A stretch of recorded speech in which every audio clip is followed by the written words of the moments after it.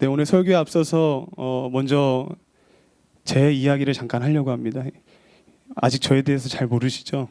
네, 저도 아직 여러분들에 대해서 잘 모르는데 우선 제 얘기를 하면서 먼저 제가 어떤 사람인지 먼저 이렇게 들으시면 조금이나마 여러분들의 마음이 열릴 것 같아서 먼저 제 얘기를 먼저 하려고 합니다.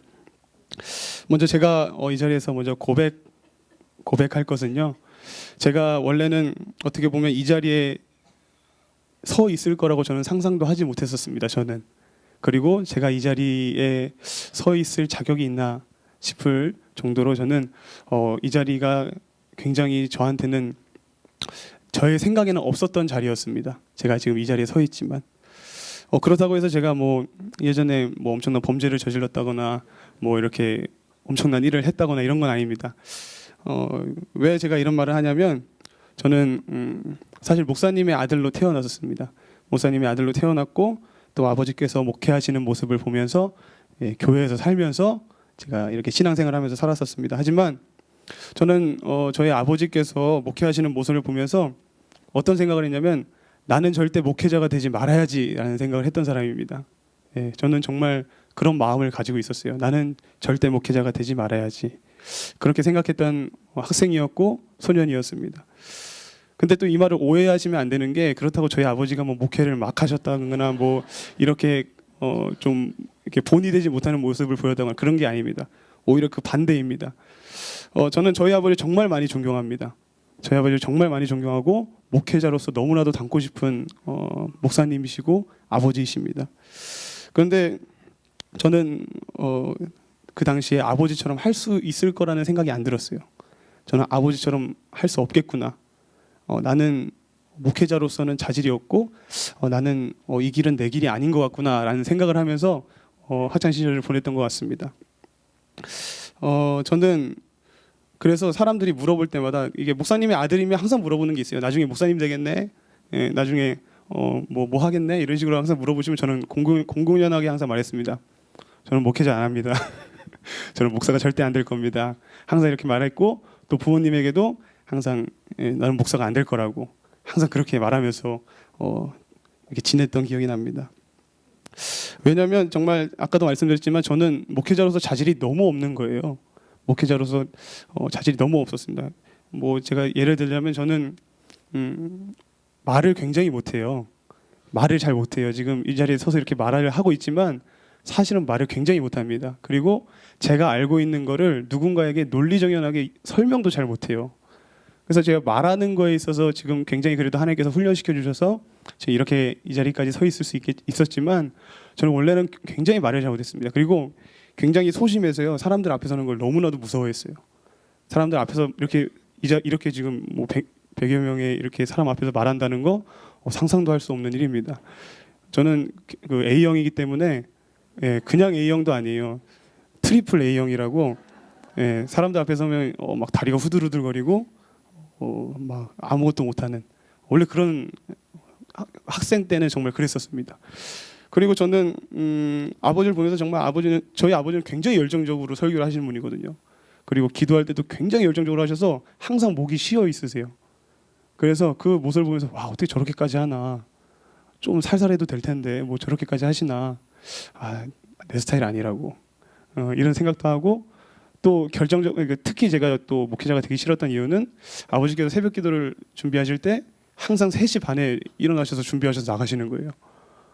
거기서 제가 느꼈습니다. 이 길은 내 길이 아니다. 이 길은 내 길이 아니다라고 생각을 하고 내가 갈 길은 다른 곳에 있구나라는 생각을 했었던 기억이 납니다. 그리고 가장 결정적으로는 사실 제가 이렇게 뭐 여러 가지 이유를 댔지만 가장 결정적인 이유로는 제가 고등학교 1학년 때까지는 제 안에 뚜렷한 믿음이 없었던 것 같아요. 뚜렷한 믿음도 없었고 정말 뚜렷한 은혜에 대한 체험도 없었던 것 같습니다. 그래서 정말 목사님의 아들로 살고 정말 이렇게 교회는 정말 열심히 하고 교회 일이란 일은 다 하고 모든 걸 다 하면서 제가 신앙생활을 했지만 그렇다고 해서 제 안에 믿음이 있었느냐? 그랬던 것 같지가 않아요. 그리고 이렇게 내 안에 정말 은혜가 있었냐? 그랬던 것 같지도 않았습니다. 이것들이 다 제 안에 있었기 때문에 저는 생각을 못했어요. 나는 목회자가 될 수 있을 거라고. 나는 목회자는 나와는 전혀 상관없는 일이라는 생각을 가지고 학창 시절을 정말 보냈었던 것 같습니다.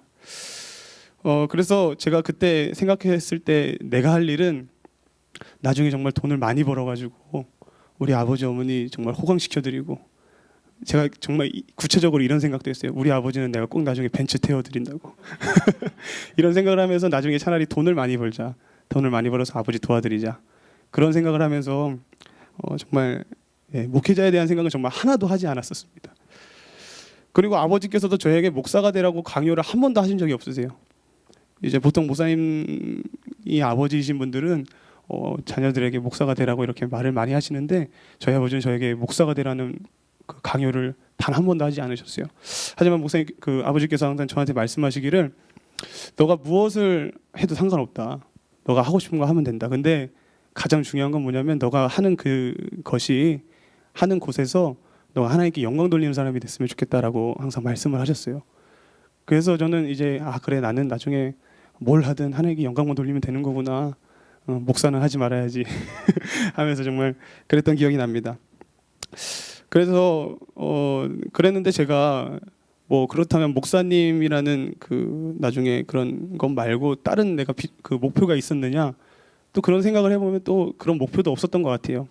고등학교 또 1, 2학년 때 이렇게 막 장래희망을 막 쓰라고 하잖아요. 학교에서 막 이렇게 조사를 하잖아요. 그러면 거기다 저는 항상 뭐라고 썼냐면 공무원이라고 썼던 기억이 납니다. 공무원이라고, 그때는 이제 공무원은 다 되는 줄 알았어요. 그냥 뭐 쉽게 되는 건 줄 알았어요. 근데 그리고 옆에 친구들이 다 거의 공무원을 쓰더라고요. 그래서 저는 이렇게 뭐 할 게 없어서 뭘 써야 될지 모르겠어서 공무원이라고 썼었습니다. 그럴 정도로 저는 이렇게 뭐 고등학교 사실 1학년 마칠 때까지 그런 게 없었다면 정말 의미 없는 삶을 어떻게 보면 살고 있었죠. 고등학교 1학년 때까지는 뚜렷한 은혜도 없었고, 뚜렷한 믿음도 없었고, 뚜렷한 목표도 없이 정말 하루하루 그냥 학교 가서 애들이랑 노는 재미로 사는 그런 학생이었던 것 같습니다. 그런데 제가 그랬던 저를 하나님께서 그래도 좀 사랑하셨었던 것 같아요. 고등학교 이제 2학년이 되는 교육방학 때 하나님께서는 저를 만나 주셨고 저에게 은혜를 주셨어요. 그때 이제 그 지방 수련회를 또 이제 매년 참석하는 수련회를 참석하게 됐어요. 근데 그때는 평소와는 다른 은혜가 있더라고요. 참석한 수련회에서 하나님의 십자가의 은혜가 정말 이제는 내 가슴 속에 들어오는 거예요. 하나님의 십자가의 은혜가 내가 깨달아지고 내 가슴 속에 와닿고, 그 하나님의 십자가의 은혜가 깨달아지니까 내 가슴 속에 지었던 죄들이 생각나면서 회개가 나오고, 그 회개를 통해서 하나님께 정말 나에게 부어주신 그 은혜가 너무나도 감사하다 보니까 정말 하나님을 위해서 뭔가 하고 싶다라는 생각이 드는 거예요. 은혜를 받으니까 그런 역사가 일어나더라고요. 평소에는 정말 나를 위해서 살아갔던 내가 하나님께서 은혜를 부어주시니까 하나님을 위해서 뭔가 하고 싶다라는 그런 마음이 들어오더라고요. 그랬을 때 그런 마음이 들어왔는데, 그 수련회를 참석하던 당시 제가 굉장히 화가 났어요. 굉장히 화가 난 이유가 뭐였냐면, 그때 선포되었던 메시지가 뭐였냐면 원 베네딕트 선교사님이라고 혹시 아실 텐데, 10대에는 꿈을 꾸고 20대에는 준비하여서 30대에는 영향력을 발휘하는 사람이 되라는 메시지였어요. 10대에는 꿈을 꾸고 20대에는 준비를 해서 열심히 준비해서 30대에는 하나님께 쓰임 받는 자가 되라고. 근데 이 10대, 이제 10대가 조금 있으면 끝나가는데 꿈이 없는 거예요, 저한테. 꿈이 없어서 뭘 준비해야 될지도 모르겠고, 뭘 어떻게 해서 뭘 어떻게 하나님께 영광 돌려야 될지도 모르겠는 그런 저를 발견하니까 너무 속상하고 화가 나는 거예요. 그래서 그 수련회를 통해서 제가 비전에 대한 갈망이 생겼어요. 비전에 대한 갈망이 생겨서 제가 이제 수련회를 마치고 돌아왔는데, 이 돌아오고 나니 가만히 있을 수가 없겠더라고요. 비전에 대한 갈망이 생기니까 평생 그런 적이 없었는데 저 스스로 저녁마다 교회에 가서 기도를 하기 시작합니다. 저녁마다 교회에 나가서 기도하기 시작하고 정말 한 10시쯤 가가지고 정말 1시간 항상 넘게 기도하면서 하나님께 정말 이렇게 정말 기도했어요. 하나님 비전 주세요. 나 꿈 주세요. 내가 뭘 위해 살아야 될지 모르겠어요. 그리고 제 이름의 뜻이 하나님의 이름을 높이는 자가 되라고 하나님께서 아버지께서, 하나님이 아니라 아버지께서 하늘이라고 지어주셨어요. 하나님의 이름을 하늘과 같이 높여드리라고. 내가 어떻게 해야지 하나님의 이름을 정말 높여드릴 수 있을까 모르겠다고, 하나님 저에게 비전 허락해달라고, 비전 달라고 그렇게 계속 기도했었습니다. 근데 그렇게 기도하면 한 일주일 기도하고 응답해 주면 얼마나 좋아요. 그렇게 기도를 해도 그렇게 마음속에 하나님께서 감동을 주시는 것이 하나도 없는 거예요. 하나도 없고 한 달이 지났는데도 전혀 그런 깨달음이라든지 뭔가 하고 싶다라든지 그런 것들이 생각이 나지가 않는 거예요. 그러다 보니까 어떻게 돼요? 점점 지치게 되죠. 점점 지치게 되면서 또 이렇게 또 깔짝 은혜 받고 그냥 끝날라나 보다. 이전에 수련회처럼 그냥 깔짝 은혜 받고 그냥 또 이번에도 그냥 끝나려나 보다. 이런 마음이 조금씩 들어오더라고요. 그런 마음이 들어왔는데 근데 그때는 정말 하나님께서 정말 저를 만나 주시려고 작정을 하셨는지 포기하고 싶지가 않더라고요. 포기하고 싶지가 않아서 그 지친 몸을 이끌고도 그냥 그래도 교회에 나갔어요. 기도가 되든 안 되든 교회 나가서 그날은 정말 막 찬양을 했어요. 찬양을 하면서 막 기도를 했어요. 그렇게 기도를 하는데 그날따라 찬양하는데 왜 이렇게 은혜가 되는지 찬양 그때 불렀던 찬양이 주님 말씀하시면이라는 찬양인데 주님 말씀하시면 내가 나가리다 주님 뜻이 아니면 내가 멈춰서리야 이런 찬양을 내가 부르면서 이렇게 막 기도를 하는데 그 찬양을 하는데 막 가슴이 뜨거워지는 거예요. 가슴이 뜨거워지면서 막 눈물이 막 내가 주체할 수 없게 막 흐르면서 갑자기 하나님께서 꽉 안아주시는 느낌을 주시는 거예요. 꽉 안아주시면서 저한테 이런 감동을 주셨어요. 내가 찬양하는 것을 하나님께서 기뻐하신다라는 거예요. 제가 찬양하는 거에 대해서 하나님께서 기뻐하신다라는 그런 마음을 주시는 거예요. 그 마음이 저한테 들어오는데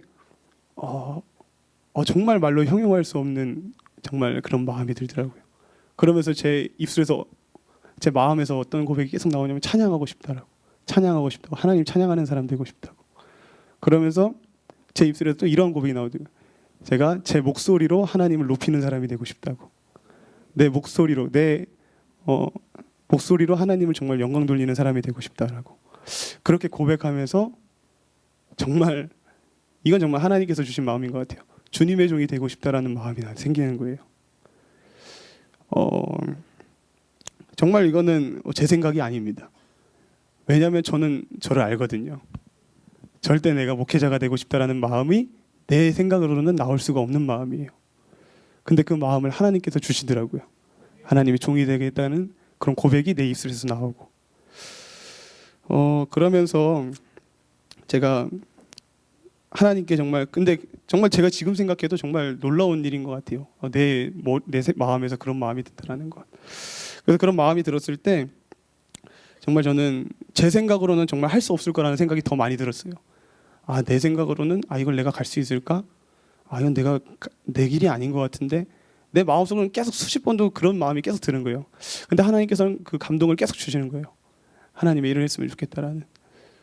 그러면서 저는 정말 하나님께 정말 항복하는 마음으로 하나님이 하라고 하니까 나는 한다라는 그런 마음을 가지고 제 생각, 제 뜻 그것들 배제하고 하나님이 가라고 하시기에 내가 간다라는 그 항복의 마음을 가지고 이 길을 걸어가게 되었습니다.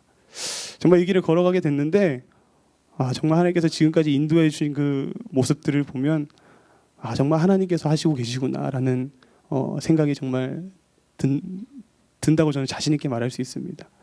그리고 그 항복의 결과로 제가 오늘 이 자리에서 여러분들과 함께 은혜를 나눌 수 있는 것 같습니다. 네, 제가 오늘 제 얘기를 하면서 이런 얘기를 한 이유는 뭐냐면 오늘 함께 나누고 싶은 얘기가 뭐냐면 항복에 대해서예요.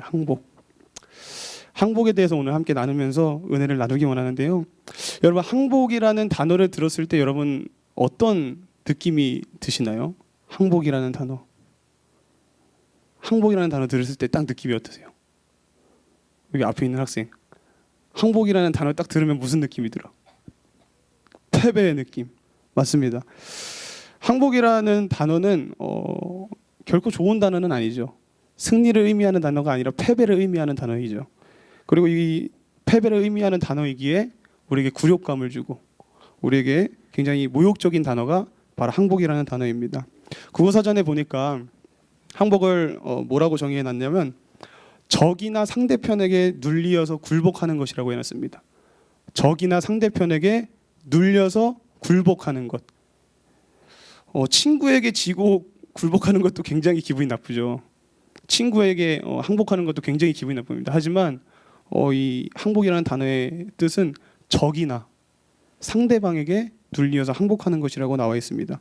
굉장한 수치심을 주는 단어이고 굴욕감을 주는 단어인 것 같습니다.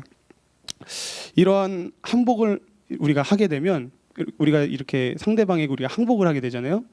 그럼 항복을 하게 되면 우리에게 나타나는 현상이 있습니다. 그 현상이 뭘까요? 그 현상은 항복한 대상의 지배를 받는 것입니다. 항복을 하게 되면 우리는 그 항복한 대상에게 지배를 받게 되죠. 그리고 그 상대방의 명령에 순종해야 되는 것입니다. 항복이라는 것은 이러한 대가를 치르게 되어 있어요. 상대방에게 우리가 지배를 받아야 되고 상대방의 명령에 순종해야 되는. 우리가 내기를 했을 때도 친구들과 내기를 했을 때도 우리가 내기를 하다가 이제 진 사람은 그 내기 이긴 사람의 말을 들어야 되잖아요. 그런 것처럼 항복이라는 단어는 그 상대에게 우리가 순종해야 되고 지배를 받는 것을 의미합니다. 항복의 표현은 순종입니다. 항복이라는 것을 표현하기 위해서는 순종이 동반되어야 됩니다. 그렇기 때문에 순종이 없는 항복은 진정한 항복이라고 할 수 없겠죠. 이 세상 가운데서의 항복은 굉장히 정말 치욕적인 것입니다. 왜냐하면 나의 적에게 지배를 받고 순종하여야 되기 때문이죠. 그리고 그 항복은 굉장한 손해와 고통과 또 많은 슬픔들을 동반합니다. 하지만 성경은 우리에게 말합니다. 항복해야 된다고. 우리가 꼭 항복해야 될 대상이 있다라고 말합니다. 누굴까요? 여러분들 다 아실 것 같습니다. 누구죠? 예, 성경은 우리에게 말합니다. 하나님에게만큼은 우리가 반드시 항복해야 된다고. 할렐루야. 예레미야 33장 3절 우리 함께 읽어보겠습니다. 시작. 너는 내게 부르짖으라. 내가 내게 응답하겠고 내가 알지 못하는 크고 은밀한 일을 내게 보이리라. 시편 37편 5절에서 6절도 한번 읽어보겠습니다. 시작. 내 길을 여호와께 맡기라. 그를 의지하면 내 공의를 정오의 빛같이 하시리로다. 아멘. 할렐루야. 하나님 분명히 말씀하십니다. 너는 나에게 맡기고 의지하고 부르짖고 항복해라. 너는 나에게 그렇게 의지하고 항복한다면 내가 일하겠다. 내가 알지 못하고 은밀한 일을 너에게 보이겠다. 하나님 분명히 말씀하십니다. 나에게 항복하면 내가 너를 대신해서 일해주겠다. 그렇게 성경은 우리에게 분명히 말씀하고 있습니다. 우리가 세상 가운데서 항복은 굉장한 손해이고 치욕적인 것이지만 하나님 앞에서의 항복은 나의 약함과 나의 한계를 인정하면서 그 한계를 극복하게 해주실 수 있는 주님께 도움을 구하는 굉장히 현명한 행동이라는 것입니다. 하나님께 항복은 현명한 행동이라는 것입니다.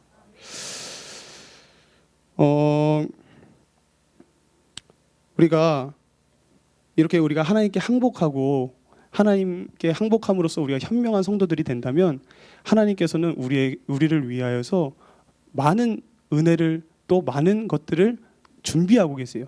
우리가 항복하기만을 기다리고 계세요. 그러면 하나님께서 준비하신 것들이 쫙 풀리는 거예요. 할렐루야. 우리가 항복을 하기만 한다면 하나님은 지금 준비가 다 되어 있으세요. 여러분들에게 부어주실 그 놀라운 일들을. 우리가 항복하게 될 때 하나님께서는 우리에게 어떠한 은혜를 부어주시냐.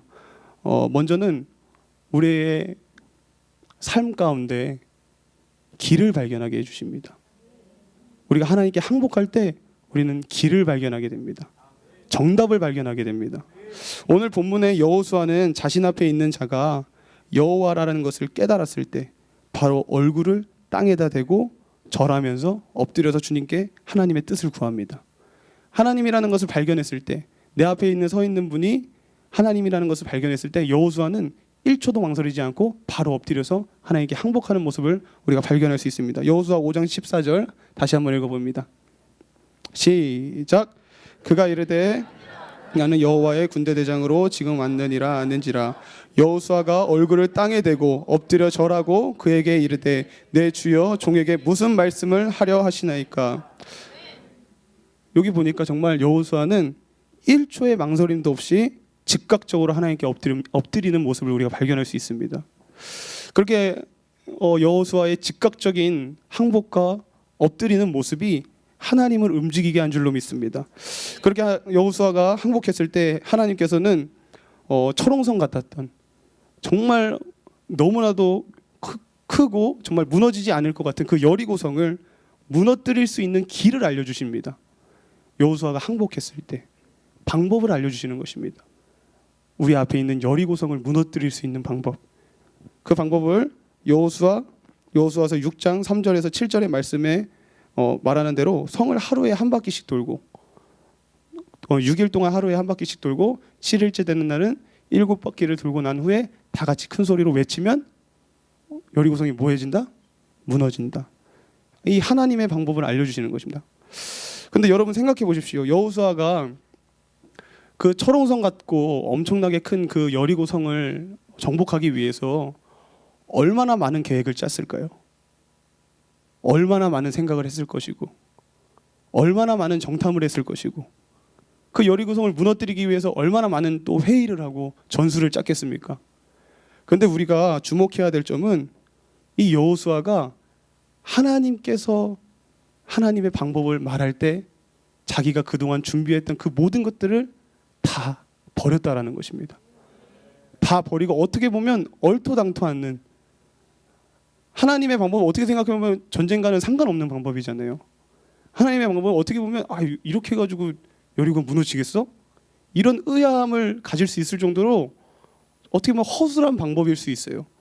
그런데 여호수아는 자기가 그동안 정말 치밀하게 준비하고 정말 열심히 준비했던 그 모든 전략들을 한순간에 다 버리고 그 하나님의 말씀에 순종하는 모습을 우리가 발견할 수 있다는 것입니다. 할렐루야. 이러한 믿음이 우리에게 있길 간절히 소망합니다.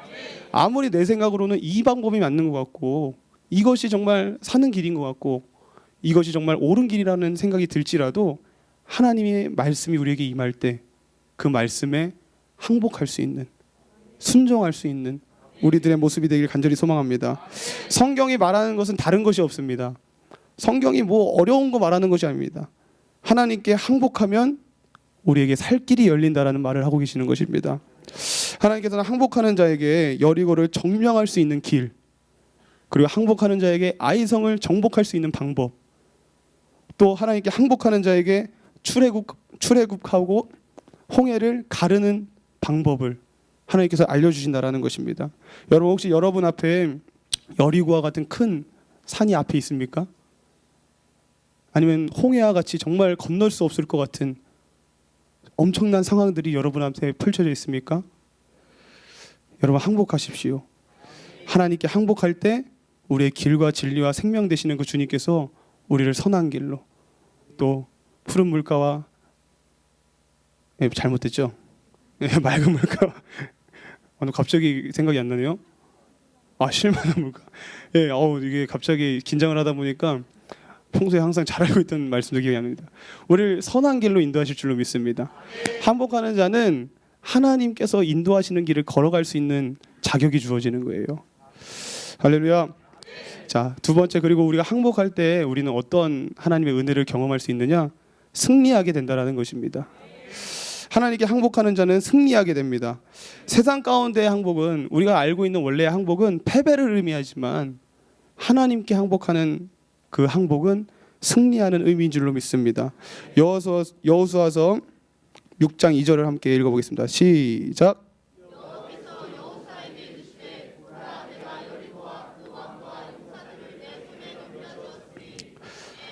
자, 여호수아가 하나님 앞에 엎드려서 철저히 항복하자 하나님께서는 바로 여호수아에게 이렇게 말씀하십니다.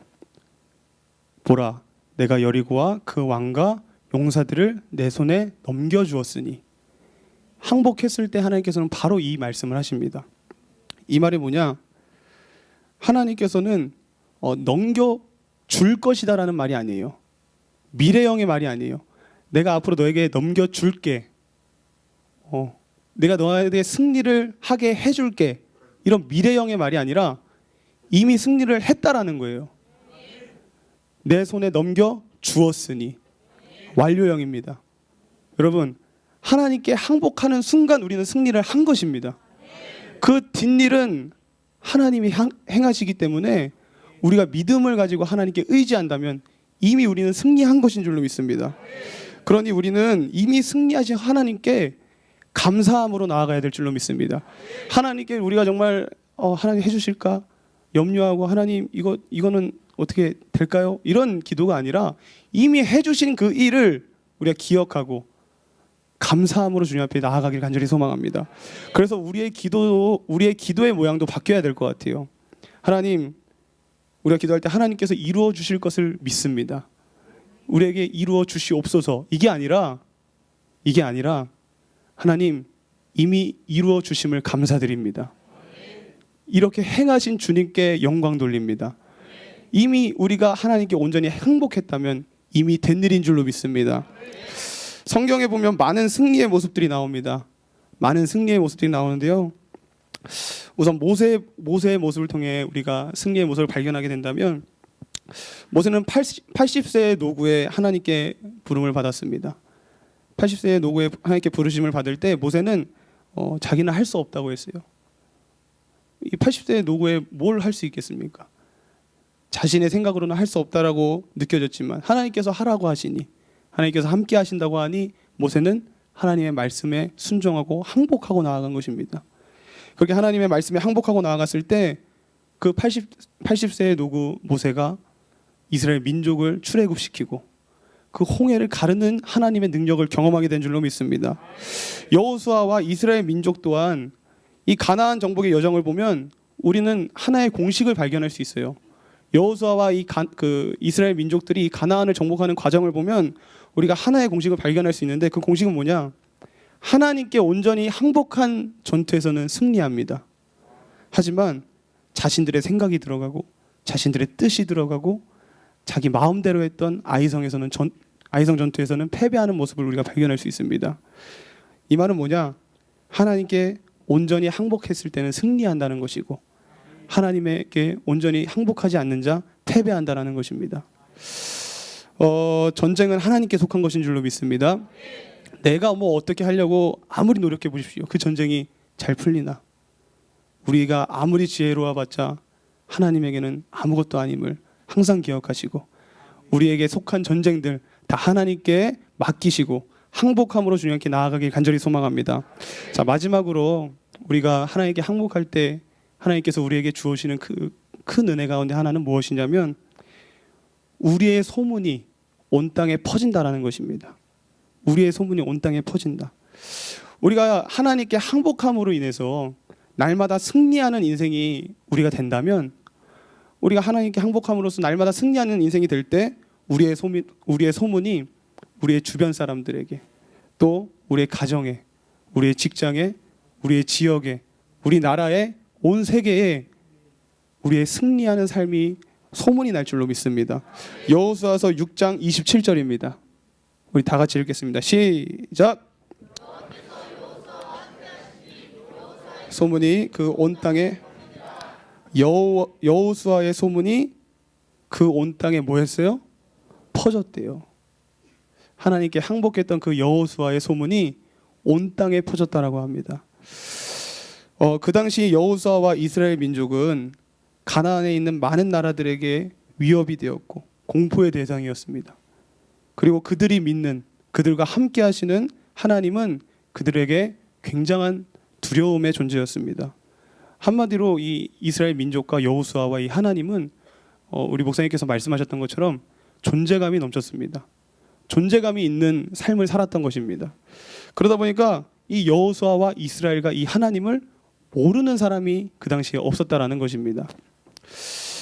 하나님은 자신을 의지하고 항복하는 자를 들어 사용하시고 또 높이 들린 보좌에 앉히시는 줄로 믿습니다.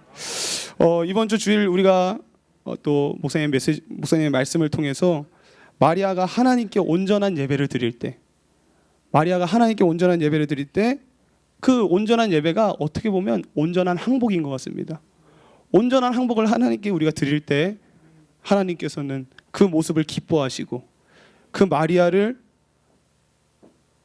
복음이 전파되는 모든 곳에 전해지게 하시고 그 예배의 모습을 지금 우리에게까지 우리가 보게 하심으로써 그 마리아를 칭송받게 하시는 줄로 믿습니다.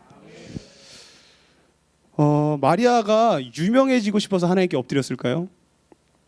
마리아가 뭐 정말 엄청난 부귀와 영화를 갖고 싶어서 정말 하나님께 항복했을까요? 예수님 앞에 엎드렸을까요? 여호수아가 정말 자신의 존재감을 정말 드넓히기 위해서, 자신의 소문을 온 땅에 퍼지게 하기 위해서 하나님께 순종했을까요? 아닙니다. 단지 그들은, 마리아와 여호수아는 단지 하나님 앞에서 자신의 약함을 인정하고 엎드린 것밖에 없습니다. 엎드리고 주님 앞에 항복하며 나아간 것밖에 없습니다. 그렇게 했을 때 하나님께서는 그들이 생각하지 못했던 것들까지 신경 써주시고 많은 것들로 채워주시는 줄로 믿습니다. 우리 마지막으로 마태복음 6장 33절입니다. 시작. 그런즉 너희는 먼저 그의 나라와 그의 의를 구하라. 그리하면 이 모든 것을 너희에게 더하시리라. 아멘. 제가 아까 말씀드렸죠. 제가 기도하면서 받은 말씀이 이 말씀이에요. 평생 제가 가지고 가는 말씀이 이 말씀입니다. 그런즉 너희는 먼저 그의 나라와 그의 일을 구하라. 그리하면 이 모든 것을 너에게 더하시리라. 저가 뭐 이렇게 많이 살아보진 않았지만요, 저게 지켜지면, 저 앞에 있는 구절이 지켜지면 뒤에 구절은 따라오더라고요. 먼저 하나님께 항복하고 먼저 하나님의 뜻을 구하고 먼저 하나님 앞에 내가 온전히 나아갈 때 하나님께서는 내가 생각하지 못하는 부분까지 신경 써주시고 계시더라고요. 이 믿음이 우리에게 있길 간절히 소망합니다. 여러분, 이제 말씀을 마무리하려고 합니다.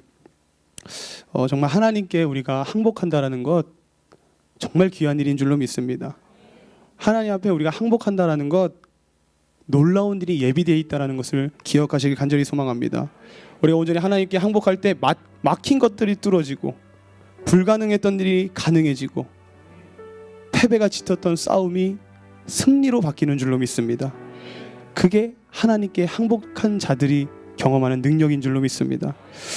항복은 승리라는 하나님의 공식을 기억하시기 바랍니다. 항복은 승리입니다. 항복이라는 단어는 패배를 의미하는 것이 아니라 승리를 의미한다는 것을 기억하시고, 이제 2016년도를 이제 시작하는 시작에 우리가 서 있는데, 우리가 정말 올 한 해 철저하게 하나님께 우리가 항복함으로써 하나님의 일하심을 경험하는, 하나님의 놀라운 능력들을 경험하는 올 한 해가 되시길 간절히 소망합니다. 우리 그러한 믿음 가지고 함께 우리 찬양하면서 나아가기 간절히 소망합니다.